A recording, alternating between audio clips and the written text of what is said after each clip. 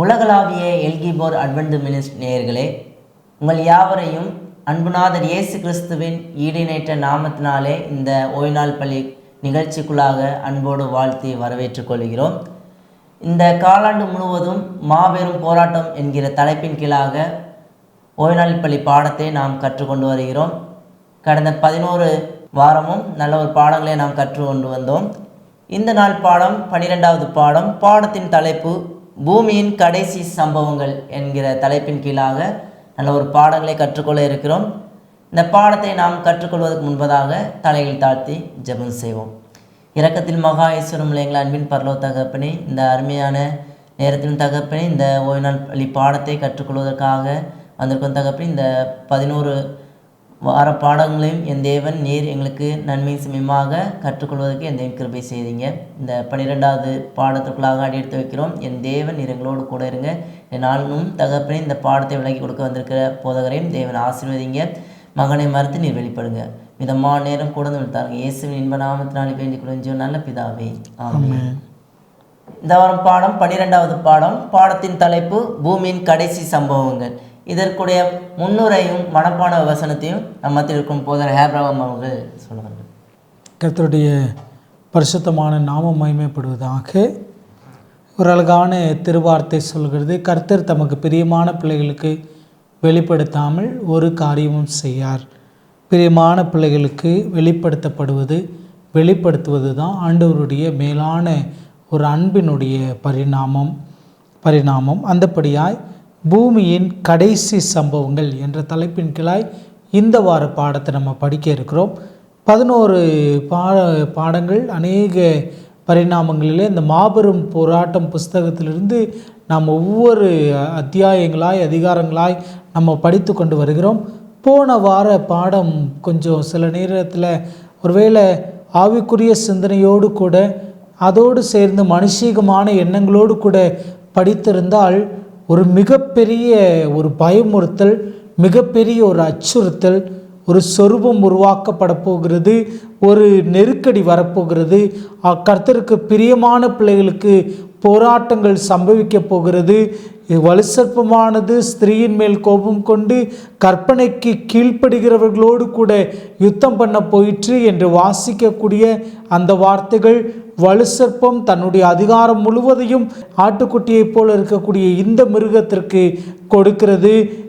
வலுசற்பம் மாத்திரமல்ல, கடலிலிருந்து எழும்பி வந்த அந்த மிருகம் தன்னுடைய அத்தனையும் இந்த மிருகத்திற்கு கொடுத்து இந்த 3ம் இணைந்து செயல்பட்டு அப்படியே இந்த உலகத்தையே ஒரு மோசமான நிலைமைக்கு தள்ளுகிறதாக, தொழுகையில் ஒரு மாற்றத்தை ஏற்படுத்தி இவங்கள தான் தொழுது கொள்ளணும் என்று சொல்லி ஒரு போலி திருத்துவத்தை குறித்தும், அதனால் ஏற்படக்கூடிய மிருகத்தின் முத்திரையை குறித்தும், மிருகத்தின் முத்திரையை பெற்றுக்கொள்ளாதவர்கள் வாங்கவும் விற்கவும் கூடாதபடிக்கு செய்யக்கூடிய ஒரு நெருக்கமான தருணத்தை குறித்து போன வார பாடத்தில் படித்தோம்.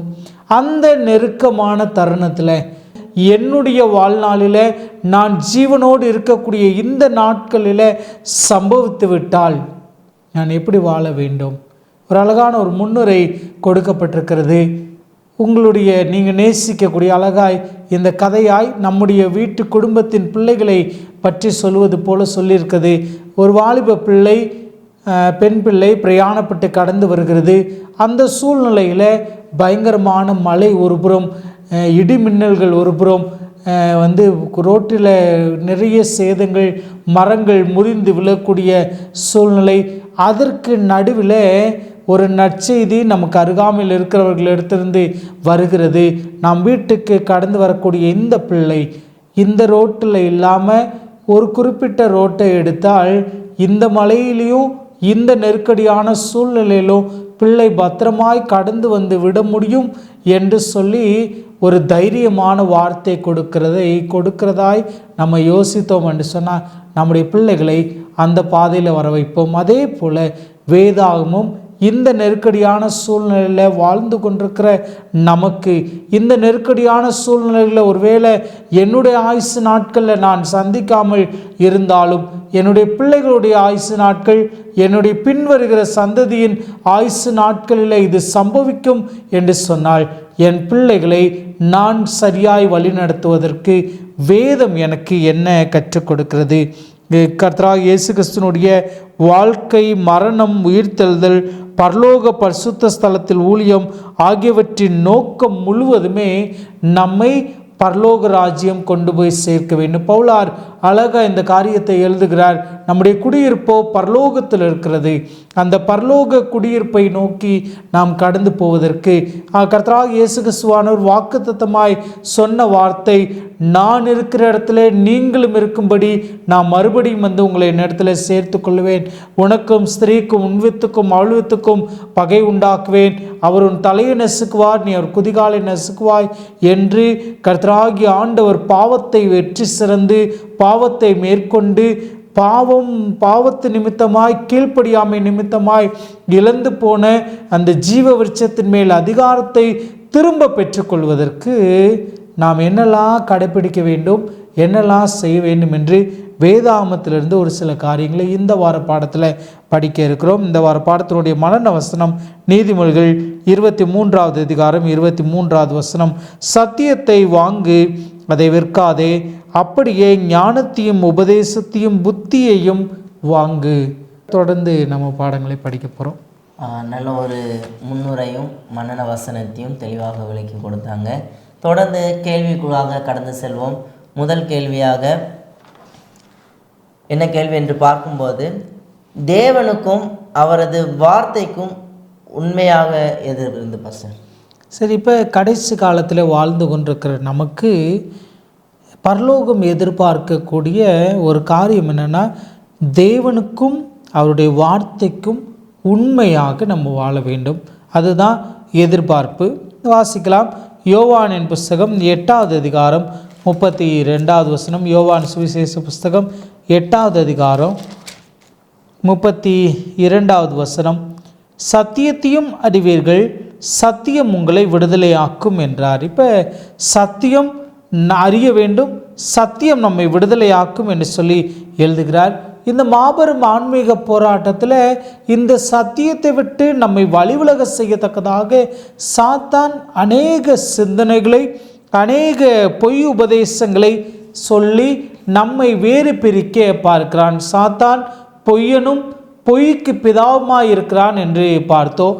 ஆவி மார்க்கத்தை குறித்து போன வார பாடத்துக்கு முந்தின வார பாடம் படித்தோம். ஆவி மார்க்கம் இன்றைக்கு இருக்கக்கூடிய நிறைய சபைகளில் பரவி கொண்டிருக்கிறது. மரித்தோருடைய நிலையை வேதாகமத்தின் அடிப்படையில் படிக்காமல் வேதாகமத்திற்கு மாறான நிறைய நம்பிக்கைகள் இன்றைக்கு பெருகி கொண்டிருக்கிறது. அவர்கள் ஒருவேளை கனவில் அவர்களுடைய தோற்றங்கள் தோன்றினால் கனவில் அவர்கள் சொன்ன வார்த்தைகளாம் அப்படியே கீழ்ப்படியக்கூடிய ஒரு சூழ்நிலை வருகிறது. யாராவது ஒருத்தர் கனவுல உங்கள் அம்மாவை பார்த்தேன், இறந்து போன உங்கள் அப்பாவை பார்த்தேன்னு சொன்னால் அவங்க என்ன சொன்னாங்க என்று எதிர்பார்க்கிறதா இன்றைக்கு பார்க்க முடிகிறது. ஆனால் வேதம் சொல்லுகிறது, வேதம் மரித்தோருடைய நிலையை குறித்து சொல்லுகிறது. அவன் யோசனைகள் அழியும், அவன் பேர் முதலானவைகள் அழிந்து போகும் என்று சொல்லுகிறார். அப்போ நமக்கு ஆண்டவர் புரிய வைக்க திருவசனங்கள் வழியாய் சொல்லுகிறார். அந்த சத்தியத்தை பிடித்து கொள்ள வேண்டும். ஏனென்று சொன்னால், நானே வழியும் சத்தியமும் ஜீவனுமாய் இருக்கிறேன். சாத்தானுடைய வஞ்சகங்களிலிருந்து நம்மை விடுவிக்கிற சத்தியம் தேவனுடைய வார்த்தையில் உள்ளது. நம்முடைய கால்களுக்கு தீபமும் நம்முடைய பாதைக்கு வெளிச்சமாக இருக்கிறது. அந்த வெளிச்சத்தை படித்து கொண்டு அந்த தீபத்தை என் கரத்திலிருந்து நான் விட்டு விடாமல் நான் போகக்கூடிய பாதை சரியாக இருக்கிறதா என்று நிதானித்து கடந்து போக வேண்டும். 2 பேதுருவின் புஸ்தகம் 1வது அதிகாரம் 16 நம்ம வாசித்தோம் என்று சொன்னால், அழகா பேதுரு ஒரு எச்சரிப்பை கொடுக்கிறார். 2 பேதுரு 1வது அதிகாரம் 16வது வசனத்திலிருந்து, நாங்கள் தந்திரமான கட்டுக்கதைகளை பின்பற்றுகிறவர்களாக அல்ல, அவருடைய மகத்துவத்தை கண்ணார கண்டவர்களாகவே நம்முடைய கர்த்தராகிய இயேசு கிறிஸ்துவின் வல்லமையையும் வருகையும் உங்களுக்கு அறிவித்தோம். இப்போ வல்லமையும் அவருடைய வருகை குறித்து அறிவிக்கக்கூடிய இவங்க தந்திரமான கட்டுக்கதைகளுக்காக அல்ல, தந்திரமான கட்டுக்கதைகளை சொல்லி அதன் வழியாக இல்லை, பார்த்த சாட்சிகளை கொண்டு. இன்றைக்கு பொய் போதகங்கள் அதிகமாகி கொண்டிருக்கிறது. வேதத்துக்கு புறம்பான நிறைய காரியங்களை உண்மையாகவே இதெல்லாம் உண்மை என்று சொல்லி நிரூபிக்கக்கூடிய கூட்டம் அதிகரித்து கொண்டிருக்கிறது. வேதம் சொல்லுகிறதன் பிரகாரமாய் அல்ல, புறம்பான நம்பிக்கைகள் அவரவர்கள் யோசித்து யூகித்து சொல்லக்கூடிய காரியம். எனக்கு அன்பான தெய்வ பிள்ளைகளே, மீதமான இந்த திருச்சபை தேவனுடைய வார்த்தைக்கு மாத்திரம் மரியாதை கொடுத்து தேவனுக்கும் அவருடைய வார்த்தைக்கும் உண்மையாய் நம்ம வாழ வேண்டும். அதுதான் இந்த நெருக்கடியான காலத்தில் நம்மளிடத்துல ஆண்டவர் எதிர்பார்க்கக்கூடிய நாம் செய்ய வேண்டிய முதல் படிப்பினை. நல்ல ஒரு விளக்கத்தை கொடுத்தீங்க பாஸ்டர். இந்த தேவனுக்கும் அவரது வார்த்தைகளுக்கும் உண்மையாக எப்படி இருக்கணும்னா, இந்த நெருக்கடியான காலத்திலும் அவருக்கு உண்மையாக இருந்து அவருடைய வார்த்தைகளை நாம் கற்றுக்கொள்ளும் போது அது அந்த நெருக்கடியான காலத்திலே நாம் தாண்டி செல்ல முடியும்னு சொல்லிட்டு பார்த்தீங்க. சரி, அடுத்த கேள்விக்காக கடந்து செல்வோம். அடுத்த கேள்வி என்னென்னு பார்க்கும்போது, பரலோகத்திற்காக முத்திரிக்கப்படுதல் என்றால் என்ன பாஸ்டர்? சரி, இப்போ கடந்த வார பாடத்தில் மிருகத்தின் முத்திரை என்று சொல்கிற வார்த்தையை பார்த்தோம். மிருகத்தின் முத்திரை அதை தரித்து கொள்ளவில்லை என்று சொன்னால் வாங்கவும் விற்கவும் கூடாத காலம் வரப்போகிறது என்று சொல்லி பார்த்தோம். இங்கே நம்ம என்ன பார்க்க போகிறோம் என்று சொன்னால், தேவனுடைய முத்தரித்தல். வெளிப்படுத்தல் 13வது அதிகாரத்தை போன வாரம் முழுதும் நம்ம படித்தோம். அதில் 8வது வசனம் ஒரு ஒரு ஒரு வித்தியாசமான ஒரு வசனம். உலக தோற்றம் முதல் அடிக்கப்பட்ட ஆட்டுக்குட்டியினுடைய ஜீவ புஸ்தகத்தில் பேரெழுதப்படாத பூமியின் குடிகள் யாவரும் அதை வணங்குவார்கள். இங்கே ஒரு கூட்டத்தை சொல்கிறாரு. அதில் தவறுனவங்க, அதை வணங்காத உலக தோற்றம் முதல் அடிக்கப்படுகிற தெய்வாட்டுக்குட்டியினுடைய ஜீவ புஸ்தகத்தில் பேர் எழுதப்பட்டவர்கள் என்று ஒரு கூட்டம் இருக்கிறது. ஒருவேளை இந்த கூட்டத்தை நம்ம முன்னர் வார்த்தையில் சொல்ல வேண்டும் என்று சொன்னால், பரலோகத்திற்கென்று முத்தரிக்கப்பட்டவர்கள். 14வது அதிகாரம் 12வது வசனம் வெளிப்படுத்தல். தேவனுடைய கற்பனையும் இயேசு கிறிஸ்துவின் மேலுள்ள விசுவாசத்தையும் காத்து கொள்கிறவர்களாகிய பரிசுத்தவான்களுடைய பொறுமை இதிலே விளங்கும் என்று கூறினார். அவர்கள் யாருன்னா பரிசுத்தவான்கள் என்று சொல்லி இன்னொரு வார்த்தை சொல்லுகிறது. சரி, இந்த பரிசுத்தவான்களை வேறு பிரிக்க இந்த முத்தரித்தலை குறித்து சொல்ல வேண்டும் என்று சொன்னால், முத்திரை என்பது 3 முக்கியமான காரியங்களை உள்ளடக்கினது. யாத்ராகமம் 20வது அதிகாரம் 8லிருந்து 11 வசனம் வாசித்தோம் என்று சொன்னால், இந்த ஓய்வு நாள் பிரமாணத்திற்கு வரும்போது அங்கே வானத்தையும் பூமியையும் சமுத்திரத்தையும் நீரூற்றுக்களையும் உண்டாக்கின சிருஷ்டிகர் அவருடைய அதிகாரம். அவர் தேவனாகிய கர்த்தர். அவருடைய பதவி என்னென்னா, அவர் சிருஷ்டிகர். எதன் மேலே அவருக்கு எல்லாம் இருக்குதுன்னு சொன்னால், வானத்தையும் பூமியின் மேலே சகலத்தின் மேலேயும் அவருக்கு அதிகாரம் இருக்கிறது. இப்போ இந்த தொழுகையை மாற்ற சாத்தான் நினைக்கிறான். ஆனால் தேவனுடைய முத்திரை, தேவன் நம்மை முத்தரித்து வேறு பிரிக்கிறார். இந்த ஓய்வு நாள் பிரமாணம் தான் முத்திரையாய், தேவனுடைய முத்திரையாய் இருக்கிறது. இதே மாதிரி ஒரு போலி முத்திரையும் சாத்தான் உருவாக்குகிறான். அதை குறித்து நம்ம போன வார பாடத்தில் படித்தோம். மிருகத்தின் முத்திரை, அதன் இலக்கத்தை கணக்கு பார்த்தால் 666 என்று முடிகிறது. இதை கைகளிலாவது நெற்றியிலாவது. ஆனால் தேவனுடைய முத்திரை வரும்போது நெற்றியில் என்று சொன்னால் முழு மனதுடன் ஏற்றுக்கொள்வது. மிருகத்தின் முத்திரையை சில பேர் முழு மனதுடன் ஏற்றுக்கிறாங்க, சில பேர் நிர்பந்திக்கப்படுகிறாங்க. ஆனால் தேவன் நம்மளிடத்தில் எதிர்பார்ப்பது, நம்மளுடைய ஆசை என்னவாக இருக்க வேண்டும் என்று சொன்னால், பரலோக ராஜ்யத்துக்கென்று ஆட்டுக்குட்டியானுடைய முத்திரையை நம் நெற்றிகளில் பதிக்கப்பட்டவர்களாக, அவரை மாத்திரம் தொழுது கொள்ளக்கூடியவர்களாக இந்த நெருக்கடியான காலத்தில், இந்த கடைசி கால சம்பவங்களில் நாம் வாழ வேண்டும். நல்ல ஒரு விளக்கத்தை கொடுத்தாங்க. பரலோகத்திற்காக முத்திரிக்கப்படுதல் என்ன என்பதை மிக 3 காரியங்கள் மூலமாக போது அருமையாக விளக்கி கொடுத்தாங்க. ஆகவே அப்போ கடைசி காலத்தில் சாத்தானின் முத்திரையை தரிக்கிறவர்களாக இருக்க வேண்டுமா, இல்லாட்டி தேவனுடைய முத்திரையை தரிக்கிறவர்களாக இருக்க வேண்டும் என்பதை நாம் இருதயத்திலே பதித்து கொண்டு நாம் வாழ்வோம். அடுத்த கேள்விக்குள்ளாக கடந்து செல்வோம். யாரை தொழுகிறோம் ஃபஸ்ட்டு, அதுக்கான நம்ம என்ன படித்தோம்? தேவனுக்கும் அவருடைய வார்த்தைக்கு உண்மையாக இருக்க வேண்டும். நம்ம முத்திரிக்கப்பட்டால் அது தேவனுடைய முத்திரையாக இருக்க வேண்டும். இப்போ அப்படி முத்தரிக்கப்படுவதற்கு நம்ம யாரை தொழுகிறோன்றது ரொம்ப முக்கியம். போன வார பாடத்தில் நான் கம்பேர் பண்ணியே இந்த வார பாடம் போயிட்டே இருக்கிறோம். ஏன்னு சொன்னால் இந்த 13வது அதிகாரத்தில் நீங்கள் பார்த்தீங்கன்னா வணங்கினார்கள் வணங்கினார்கள் வணங்கினார்கள் என்று சொல்லி மறுபடியும் இந்த வார்த்தையை நம்ம காண முடியும். இந்த வணங்குதல் என்று சொல்வது ஏற்றுக்கொள்வது, தொழுது கொள்வதை குறிக்கிறது.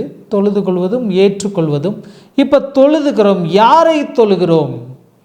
இப்போ சில நேரங்களில் இது நிதானிக்கப்பட வேண்டிய ரொம்ப முக்கியமான ஒரு காரியம். யாரை நம்ம தொழுகிறோம்? இப்போ வேதம் ஒரு காரியத்தை இந்த முத்தூதில் அறைகூவல் விடுக்கிறது. வெளிப்படுத்தல் 14வது அதிகாரம் 6வது வசனத்திலிருந்து வாசிக்கிறேன். பின்பு வேறொரு தூதன் வானத்தின் மத்தியில் பறக்க கண்டேன். அவன் பூமியில் வாசம் பண்ணுகிற சகல ஜாதிகளுக்கும், கோத்திரத்தாருக்கும், பாஷைக்காரருக்கும், ஜனக்கூட்டத்தாருக்கும் அறிவிக்கத்தக்கதாக நித்திய சுவிசேஷத்தை உடையவனாயிருந்து மிகுந்த சத்தமிட்டு, தேவனுக்கு பயந்து அவரை மகிமைப்படுத்துங்கள், அவர் நியாய தீர்ப்பு கொடுக்கும் வேலை வந்தது, வானத்தையும் பூமியையும் சமுத்திரத்தையும் நீரூற்றுக்களையும் உண்டாக்குனவரையே தொழுது கொள்ளுங்கள் என்று கூறினான். இப்போ மிகுந்த சத்தமிடுதல் என்று சொன்னால் அதிகாரத்தோடு எல்லாருக்கும் ரீச் ஆகிற மாதிரி, எனக்கு கேட்கல, உனக்கு கேட்கல, எனக்கு சவுண்ட் பொல்யூஷனாக இருந்தது, சரியாக கேட்கல, சொல்லுவதற்கு வாய்ப்பே இல்லை. மிகுந்த சத்தமிட்டு இந்த இடைநிலை வார்த்தைகள் எனக்கு ரொம்ப பிடிக்கும்.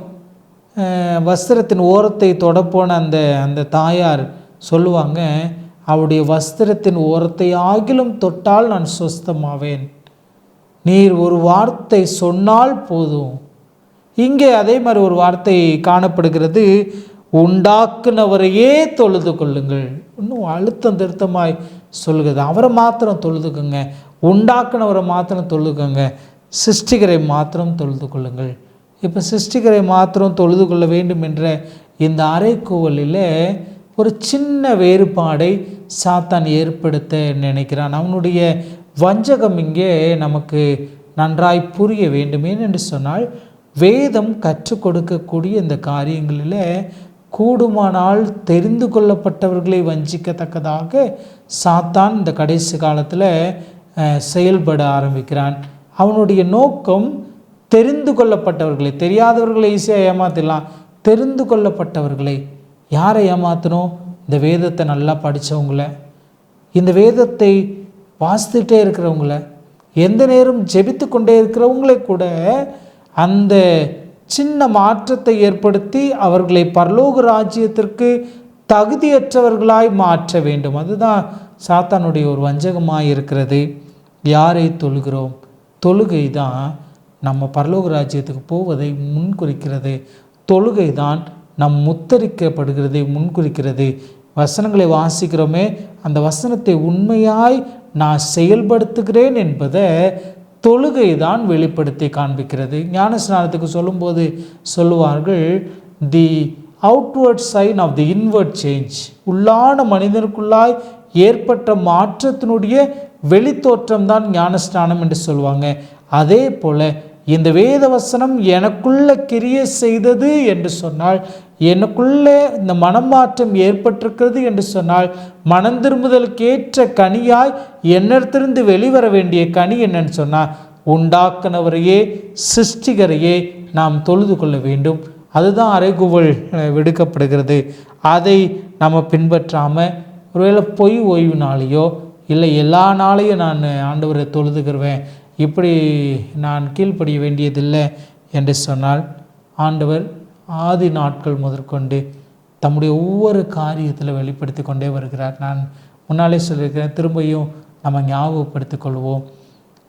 முதலாக சிருஷ்டிக்கப்பட்ட சமயத்தில் கர்த்தராகிய ஆண்டவர் ஓய்ந்திருந்து ஓய்வு நாளை பரிசுத்தப்படுத்தி ஓய்வு நாளை ஆசரித்து ஆதாம் ஏவாளுக்கு முன்பாக அவர் ஒரு முன்மாதிரியை காண்பித்தார்.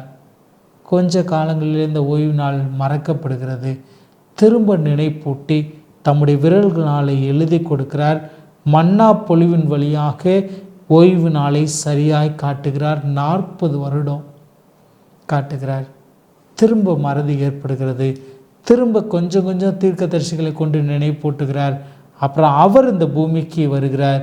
அவருடைய வழக்கத்தின்படியே ஓய்வு நாளை கடைப்பிடித்து ஒரு மாதிரியை காட்டுகிறார். திரும்ப அவருடைய மரணத்திலையும் அந்த மாதிரியை காட்டி ஆயத்த நாளாக இருந்ததுனால ஆயத்த நாளிலே அவர் ஜீவனை விட்டு ஓய்வு நாளில் ஓய்ந்திருந்து வாரத்தின் முதலாம் நாளில் உயிர்த்தெழுகிறார்.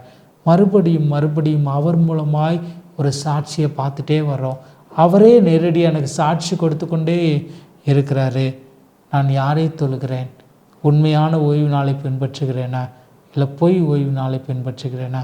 உண்மையான ஓய்வு நாளை பின்பற்றினா தான் அவருடைய முத்திரை தரிக்கப்படும். உண்மையான ஓய்வு நாளை பின்பற்றினால்தான் சிருஷ்டிகரை தொழுதுகிறோம் என்று அர்த்தம்.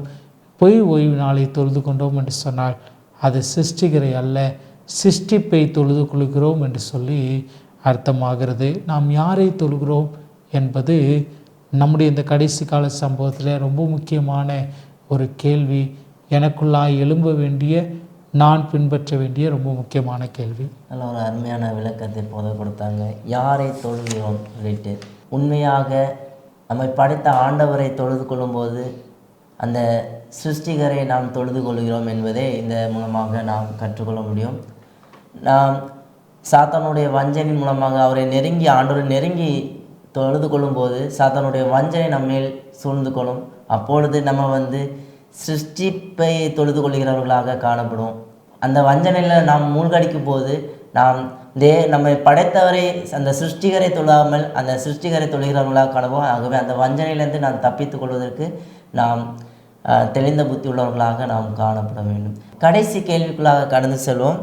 கடைசி கேள்வி என்னன்னு பார்க்கும்போது, முன்மாறியும் பின்மாறியும் என்பது என்ன பாஷா? சரி, அழகான தமிழ் வார்த்தை மாறி. மாறி என்று சொன்னால் மழை. இந்த மழை விவசாயத்திற்கு ரொம்ப முக்கியமான ஒன்று. இந்த மழை என்பது ஒருவேளை விவசாயிகளுக்கு நன்றாய் தெரியும். இந்த முன்மாறியும் பின்மாறியும் விவசாயத்திற்கு ரொம்ப முக்கியமான ஒன்று. மீதி நேரங்களில் பெய்கிற மழை அல்ல, சரியான நேரத்தில் பெய்யக்கூடிய மழை தான் அந்த விளைச்சலை நிர்ணயம் பண்ணும். சில பயிர்களுக்கு ஆரம்ப காலகட்டங்களில் நிறைய தண்ணீர் தேவைப்படும், நிறைய மழை தேவைப்படும். அது ஒரு குறிப்பிட்ட நிலைக்கு வரும்போது அது நல்ல பூவிட்டது என்று சொன்னால் அப்போ மழை பெய்யக்கூடாது, பூக்களெல்லாம் உதிர ஆரம்பிச்சிடும். அப்போ மழை இல்லாமல் அது காய்ச்சி நல்ல ஒரு நிலைமையில் இருக்கும்போது அதை பறிப்பதற்கு முன்பாக ஒரு மழை பெய்ய வேண்டும். அந்த யூத தேசங்களுக்கு திருப்பினோம் என்று சொன்னால் இந்த கோதுமை மணிகள் விதைக்கப்படுவதில் முன்மாறியும் பின்மாறியும் ரொம்ப முக்கியமான ஒன்று. அதனுடைய விளைச்சலில் அது ஒரு முக்கிய பங்கு வகிக்கிறது. முக்கிய பங்கு விளைச்சலிலும் வகிக்கிறது. அது வீடு சேர்வதற்கு முன்மாறியும் பின்மாறியும் ரொம்ப அவசியமாய் இருக்கும். இந்த முன்மாறியும் பின்மாறியும் சரியாக பெய்தாதான் களஞ்சியங்கள் நிரம்பும். இந்த காரியத்தை ஞாபகம் வச்சுக்கோங்க. ஆண்டவர் சொல்லுகிறார், நம்மையெல்லாம் சம்பத்து என்று சொல்லுகிறார். என் சம்பத்தை நான் சேர்ப்பேன் என்று மல்கியால சொல்கிறார். என் சம்பத்தை நான் சேர்க்கும் நாளிலே எனக்கு ஊழியம் செய்தவனுக்கும் ஊழியம் செய்யாதவனுக்கு இருக்கக்கூடிய வித்தியாசத்தை மறுபடியும் காட்டுவேன் என்று சொல்கிறார். விதைக்க ஒருவன் புறப்பட்டான் என்று ஓமை ஆரம்பிக்கிறது. அப்படியே அதில் பின்னால் நம்ம சொல்லி முடிக்கப்படும் போது களைகள் விதைக்கப்படுகிறது. களைகளோடு சேர்ந்து நல்ல மணிகளும் விதைக்கப்படுகிறது.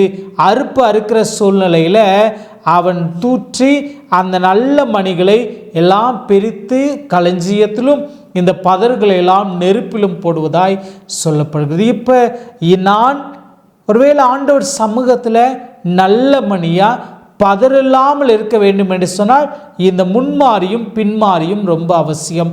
முன்மாறி கர்த்தராகிய இயேசு கிறிஸ்து வாழ்ந்த நாட்களில் அன்றைக்கு யோவேல் தீர்க்கதரிசி மூலமாய் சொல்லப்பட்ட வார்த்தை அப்போஸ்தலர் 2வது அதிகாரத்தில் வல்லமையாய் சீசர்களுக்குள்ளாய் இறங்கி அந்நிய பாஷையின் வரத்தினால அபிஷேகத்தினால நிரம்பி ஒருவேளை அந்த நெருக்கடியான சூழ்நிலையில் பூமி எங்கும் சுற்றி திரிந்து வேத வாக்கியங்களை சொல்லிக் கொடுத்து பூமியை கலக்குகிறவர்களாக மாறின சீஷர்களை நம்ம காண முடியும். அது முன்மாறியின் அனுபவம்.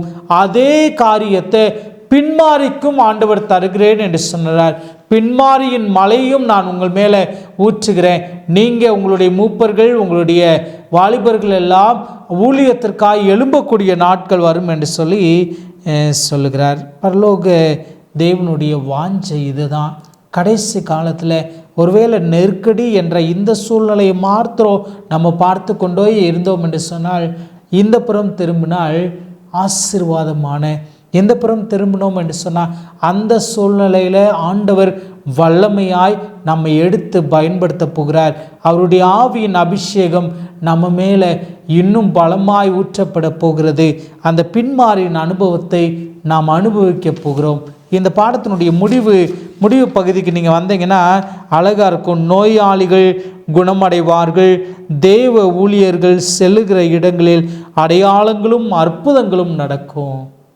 பின்மாரியின் அனுபவத்தை ஆண்டவர் தரப்போகிறார். எத்தனை பேருக்கு வாஞ்சையாக இருக்கிறது? நான் செபித்து ஒருவேளை சீசர்கள் சொஸ்தமாக்கினது போல சொஸ்தமாக்க வேண்டும். ஒருவேளை இரத்த சாட்சியாய் மரிக்கிற சூழ்நிலையில் மரித்தவர்களை உயிரோடு எழுப்ப வேண்டும். வளமையான ஊழியக்காரர்கள் அடிபடும் போது சீசர்கள் அந்த நாட்களில் ஒருவேளை யோவான் எண்ணெய் கொப்பரையில் போடப்படும் போது ஒன்றுமே ஆகாமல் தண்ணீரிலிருந்து வெளியே வந்தது போல எழும்பி வந்தாரே, அதுபோல நான் எழும்பி வர வேண்டும், என்னுடைய பாஸ்டர் எழும்பி வர வேண்டும். அந்த நெருக்கடியான தருணத்தில் என் பிள்ளைகளை குறித்து நான் பயந்து கொண்டிருந்தேன் என்று சொன்னால், கர்த்தர் தம்முடைய பிரியமான பிள்ளைகளை அப்படியே கண்ணினிமை போல பாதுகாக்கிறாரே. தேவதூதர்கள் உங்கள் தங்களுடைய கைகளில் உங்களை தூக்கி கொண்டு போவாங்களே, உங்கள் பாதம் கல்லிடாதபடிக்கு சுமந்து செல்வாங்க என்று சொல்லப்படுகிறதே. அந்த பின்மாரியின் அனுபவத்தை பெறுவதற்கு எத்தனை பேர் ஆயத்தமாக இருக்கிறோம்? அந்த பின்மாரியின் அனுபவம் நிச்சயமாய் நமக்குள்ளாய் வேண்டும். ஆண்டவருடைய அறைக்கூவல் நமக்கு முன்பாக இருக்கிறது. மிகுந்த அதிகாரத்தோடு உண்டாக்குனவரையே தொழுது கொள்ளுங்கள். பாபிலோன் மாநகரத்தை விட்டு வெளியே வர சொல்கிறாரு. பாபிலோன் மாநகரம் விழுந்தது. தன் வேசித்தனமாகிய உக்கிரமாகிய மதுவை சகல ஜாதிகளுக்கும் குடிக்க கொடுத்தாலே. இந்த மதுவுக்கு இருக்கக்கூடிய ஒரு வித்தியாசமான குணம் என்னன்னு சொன்னால், மீதி உணவுகள் நீங்கள் சாப்பிட்டீங்கன்னா அந்த சாப்பிட்ட உணவு செரிமானமாகி நம்முடைய உடம்புக்கு சத்தாய் மாறுவதற்கு ஒரு பெரிய சுழற்சி தேவைப்படுகிறது. ஆனால் இந்த மதுவுக்கு அந்த சுழற்சி தேவையில்லை. மது குடிக்கப்பட்டால் அடுத்த நிமிஷம் இதெல்லாம் ஸ்கிப் பண்ணி நம்முடைய லிவரை தாக்கி, லிவர்லேருந்து மூளைக்கு நீ குடித்து விட்டாய் என்று சொல்லி மூளையினுடைய செயல்பாடுகளை அதிகப்படுத்தி மூளை தான் என்ன செய்கிறோம் என்று தெரியாத ஒரு நிதானிக்க முடியாத நிலைமைக்கு தள்ளுகிறது. இந்த பொய்யான உபதேசம் கடைசி காலத்தில் மதுவாய் அநேகரை வஞ்சித்து அவர்கள் நிலை தடுமாறி என்ன செய்கிறோம் என்று தெரியாத ஒரு தொழுகையை செய்ய போகிறான். நாம் நிதானித்து வேதம் மாத்திரமே, ஆண்டோடைய வார்த்தை மாத்திரமே உண்மை, ஆண்டோடைய வார்த்தையின்படி நான் வாழுவேன், ஆண்டோட வார்த்தையின்படி வாழக்கூடிய என்ன நிச்சயமாய் பரலோகம் அங்கீகரிக்கும். என் தொழுகையை பரலோகம் அங்கீகரிக்க வேதத்தின் பிரகாரம் நான் தொழுது கொள்ள வேண்டும். எவ்வளோ பெரிய நெருக்கடி வந்தாலும் அன்றைக்கு கேயாசினுடைய கண்களை திறந்து பாதுகாப்புக்காய் ஆண்டவர் வைத்திருந்த அந்த அக்கினிமயமான ரதங்களை, அக்கினிமயமான குதிரைகளை, பாதுகாவலின் தூதர்களை அந்த கேயாசி காண முடிந்ததே. அதே போல பரலோகத்தின் ஆண்டவர் நம்முடைய கண்களை திறந்து கொடுத்து இந்த ஆபத்தான சூழ்நிலையிலிருந்து என்னை பாதுகாக்க எவ்வளோ பெரிய தேவ சேனையை, லேகியோனுக்கு இணையான தேவதூதர்களை எனக்காய் அருளப்போகிறார் என்று சொல்லி நிச்சயமாய் நம் கண்கள் காணும். அப்படி காண்பதற்கு நாம் வேத வசனங்களை உண்மையாய் பற்றி கொள்ள வேண்டும். அவர் எதிர்பார்க்கிற தொழுகை மாத்திரம் செய்ய வேண்டும். உண்மையாய் அவரை தொழுது கொள்ள வேண்டும். அப்படி தொழுதோம் என்று சொன்னால் நிச்சயமாக இந்த கடைசி காலத்தின் நெருக்கடிகளில் நாம் செல்ல வேண்டிய சரியான இடத்திற்கு செல்வதற்கு பரலோக தேவன் நம்மை நிச்சயமாய் வழி நடத்துவார். நல்ல ஒரு விளக்கத்தை கொடுத்தீங்க பாஸ்டர். இந்த முன்மாறியும் பின்மாறியும் என்றால் என்ன என்பதை நல்ல ஒரு விளக்கத்தை நாம் கற்றுக்கொண்டோம். இந்த நாளுக்குரிய பாடம் உங்கள் யாவருக்கும் மிகவும் புரிந்திருக்கும் என்று நாங்கள் நம்புகிறோம். முடிவு ஜெபத்தை நம்ம எதிர்க்கும் போதகர்கள் இருப்பார்கள். எங்கள் கண்மலை மீட்பெருமாகிய நல்ல கர்த்தாவே, பின்மாரியின் மலையை எங்கள் மேல் ஊற்றுங்க. ஆவியின் அபிஷேகத்தை எங்கள் மேல் ஊற்றுங்க. உலகத்தை கலக்கிறவர்களாக, இந்த கடைசி காலத்தில் இந்த உண்மையான சத்தியத்தை அநேகருக்கு பறைசாற்றக்கூடியவர்களாக, மனநவசனம் சொன்னது போல சத்தியத்தை வாங்கு விற்காதே என்று சொன்னது போல சத்தியத்தை வாங்குகிறவர்களாக, சத்தியத்தில் வளர்கிறவர்களாக, சத்தியத்தில் வேரூன்றுகிறவர்களாக நாங்கள் ஒவ்வொருவரும் வாழ பரலோகத்தின் முத்திரையினாலே நாங்கள் முத்திரிக்கப்பட கர்த்தர் எங்களுக்கு உதவி செய்யுங்க. இந்த நிகழ்ச்சியை காணக்கூடிய ஒவ்வொருவரையும் கர்த்தர் ஆசீர்வதிங்க. இயேசுவின் வழியாக வருகிறோம் நல்ல பிதாவே, ஆமென். இந்த நாளுக்குரிய ஓய்நாள் பள்ளி பாடம் உங்கள் யாவருக்கும் ஆசீர்வாதமாக இருக்கும் என்று நாங்கள் கர்த்தருக்குள்ளாக விசுவாசிக்கிறோம். இது வல்லமை உள்ள தேவனுடைய ஊழிய பணியில் எல்கிபோர் அட்வென்ட் மினிஸ்ட்ரி. இணையுங்கள், பயிருங்கள். உங்களுக்கு கேள்விகள் இருந்தால் கமெண்ட் செக்ஷனில் உங்களுடைய கேள்விகளை பதிவு செய்யுங்கள். தேவன் உங்களை பெருக்கமாக ஆசீர்வதிப்பாராக. ஆமென்.